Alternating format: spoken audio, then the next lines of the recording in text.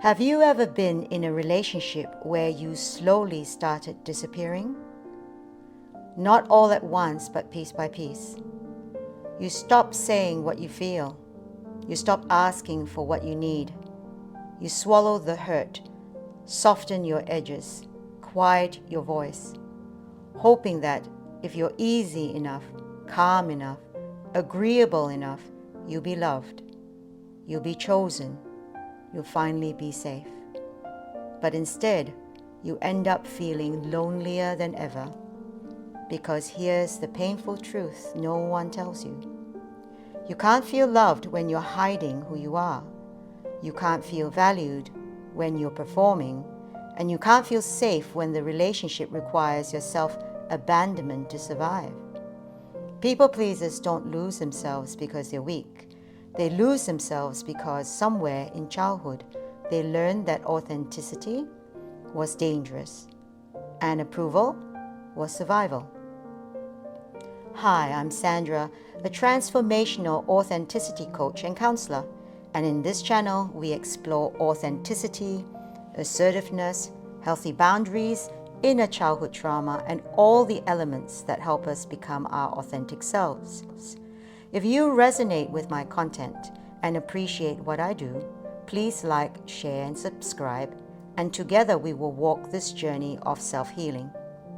Today we're going to talk about why authenticity is the foundation of real connection. Carl Jung believes that the greatest task of our lifetime is to become who we truly are. Dr. Gabor Mate believed that abandoning your authenticity is the beginning of emotional suffering. And if you've ever loved someone so much you disappeared in the process, this video is for you. So why do we lose ourselves in relationships? Most people don't become inauthentic on purpose, especially people pleasers.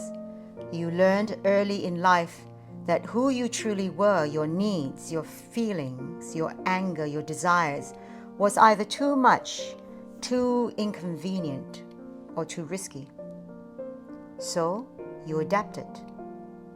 You became agreeable, pleasant, predictable, easy to love as long as you stayed small. Dr. Gabor Mate writes, when we lose connection with our authenticity, we lose connection with who we are. And in relationships, that disconnect becomes catastrophic because you can't bond deeply when you're performing. You can't feel safe when you're hiding. You can't feel valued when you're not choosing yourself. People think they're keeping the peace by pleasing, but what they're really doing is erasing themselves. Jung said the mask, the persona, the socially acceptable version of ourselves that we project to gain approval, is often what we do to prevent our true self from being seen. Jung said the privilege of a lifetime is to become who you truly are. But for many people pleasers, that privilege feels dangerous. When you grow up believing love must be earned, you start believing authenticity must be sacrificed. You hide your boundaries to avoid conflict. You hide your needs to avoid rejection. You hide your feelings to avoid judgment. Yet Jung also warned that what you deny or hide becomes your shadow. And in relationships, that shadow becomes resentment, loneliness, and emotional exhaustion. You can't build intimacy with someone who doesn't know you, and you can't be known if you're not authentic. Now, why do you think authenticity is the core of connection? True connection requires three things. Number one, truth. Number two, transparency. Number three, trust. Authenticity is the root of all three. When you show your true self, your values, your vulnerabilities, your limits, something profound happens. You stop attracting people who only love the mask. You start attracting people who love you. You create emotional safety because you're consistent. You deepen intimacy because you're honest. You build trust because your inner and outer worlds match. People pleasers often say, "I just want to be loved." But here's the painful truth. You can't feel loved when you're not being yourself. You can only feel tolerated or useful or convenient. Authenticity is what changes that. Authenticity is what transforms relationships from duty to devotion. Now let's talk about the psychology of self-betrayal. Dr. Gabor Mate says that every child faces a choice: attachment or authenticity, belonging or truth. And children will always choose attachment, because without attachment, they cannot survive. So you sacrifice your authenticity to stay connected. But now you're an adult, and that same sacrifice is costing you the connection you crave. Here's what self-betrayal looks like in relationships.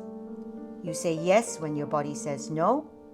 You smile when your heart is tired. You apologize for existing. You minimize your needs. You avoid conflict at all costs. You pretend to agree. You hold back your truth. You overgive to be chosen. And here is the emotional cost: resentment, exhaustion, confusion, loneliness, identity loss, feeling invisible. You think you're protecting the relationship, but really, you're abandoning the one relationship you cannot live without, the one you have with yourself. So, how does inauthenticity break relationships?